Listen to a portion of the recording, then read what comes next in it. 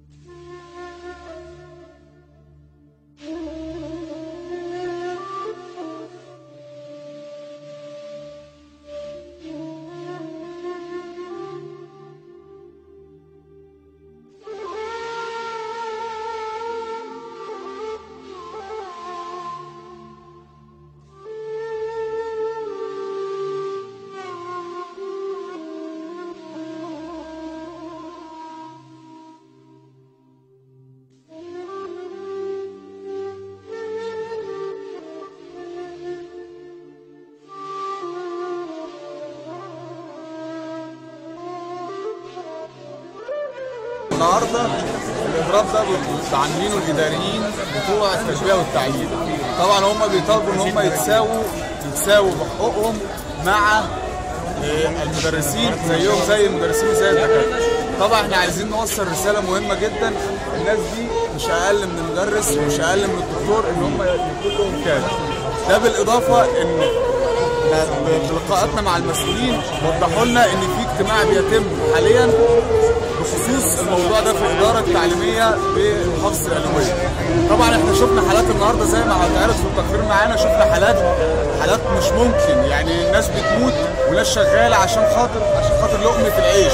مش معقوله الناس دي، شفنا ناس بقالها 33 سنه شغاله ومع ذلك مش بياخدوا حقوقهم وما بياخدوش اي حاجه غير زي ما انتم شايفين كده. الناس قاعده لغايه امتى هنفضل نطالب بالعداله الاجتماعيه؟ لغايه امتى هنفضل نطالب ان يبقى في حد ادنى وحد اقصى؟ عاوزين يبقى في عداله، عاوزين يبقى في عداله. الناس دي كلها دي ناس عايزه تتساوى، عايزه تاخد حقوقها. عشان كده احنا بنوجه الرساله النهارده واضحه من المكان اللي للاسف اللي بقى كله مشاكل اليومين دول. ده مبنى الاداره التعليميه اللي مفترض يقدس المدينه، اللي فيه 70 فصل في 20 قطر متوزعين على المدارس، في حين ان الارض بتاعته معموله مقلب زباله. عاوزين الساده المسؤولين ينظروا نظره قويه لمركز شؤون القناطر والاحداث اللي بتحصل فيه. الناس دي لازم تاخد حقوقها، واحنا بنوصل رساله قويه وهنفضل نصعد الرساله دي لابعد مما اي حد يتخيل.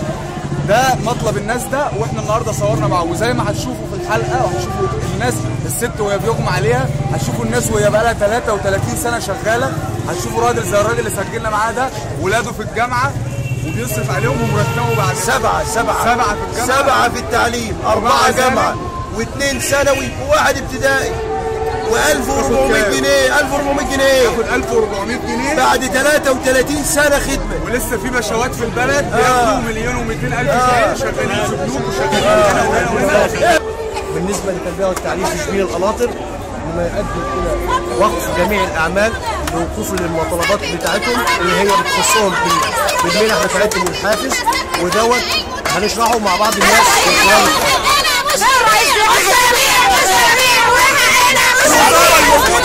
لما سمي كادر الاطباء مش قال لجميع العاملين في وزاره الصحه؟ اشمعنى وزير التربيه والتعليم اللي قال المدرس؟ يعني تنته ينفق في المدرس لما خلى المدرس اله، واحنا حطينا في الارض السبعه. احنا ناس من شعب مصر عايزين ناكل، عايزين نعيش، عايزين نتعالج، عايزين نعلم عيالنا.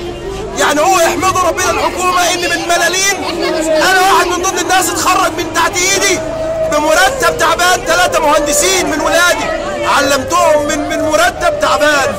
احنا عايزين عدل اجتماعي زي ما وزير الصحه ساوى بين جميع العاملين بوزاره الصحه، عايزين السيد الاستاذ الدكتور وزير التعليم يعمل مساواه لجميع العاملين بالتربيه والتعليم اسوه بوزير الصحه.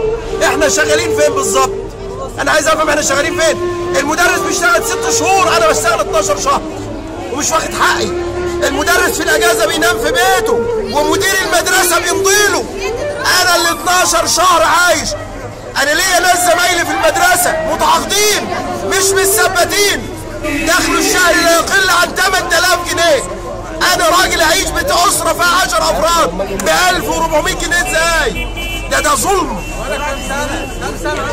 33 سنه 33 سنه ظلم. عشنا في 33 سنه ظلم.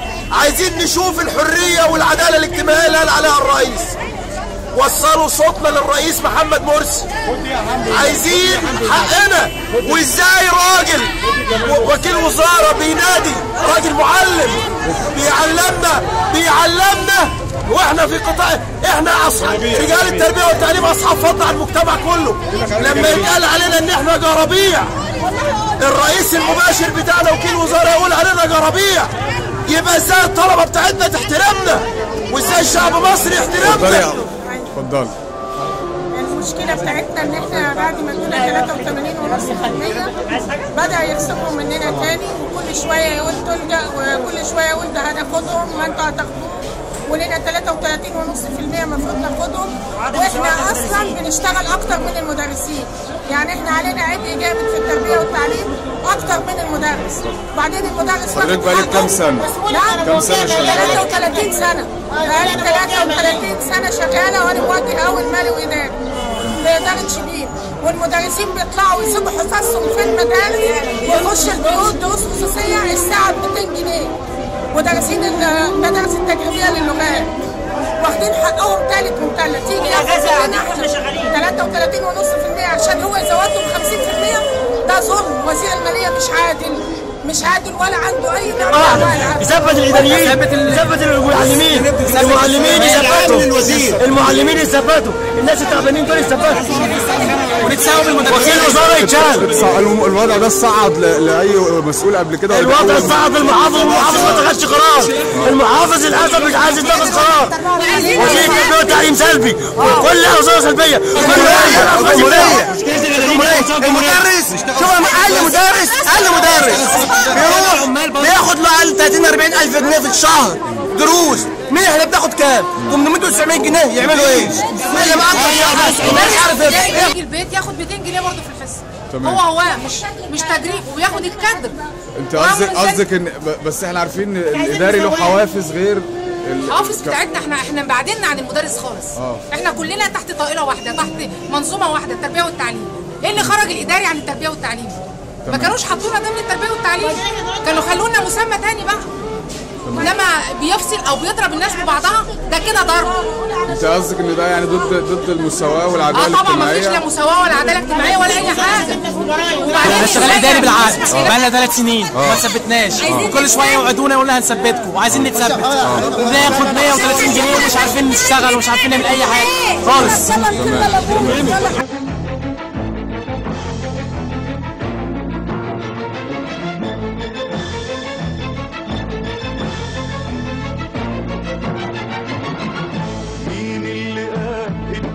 دي وصية فيها عبيد مناكيد وفيها السين، سوانا رب الناس سواسية، لحد فينا يزيد ولا يخس.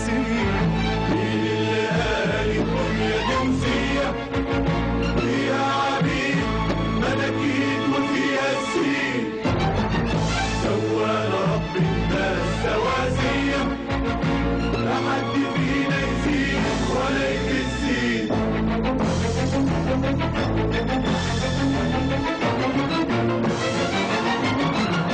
جينا الحياة زي النبات أبرياء، لا رضعنا كده ولا تفضلنا برياء.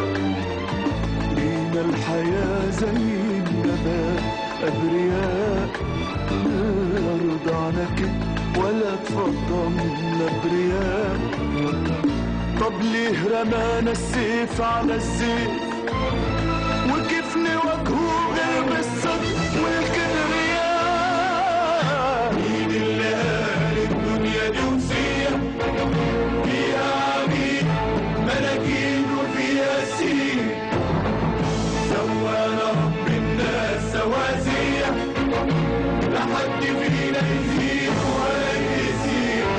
مين اللي قال الدنيا دي وصية فيها عبيد ملاكين وفيها سين؟ سوانا رب الناس سواسية، لا حد فينا يزيد ولا يزيد.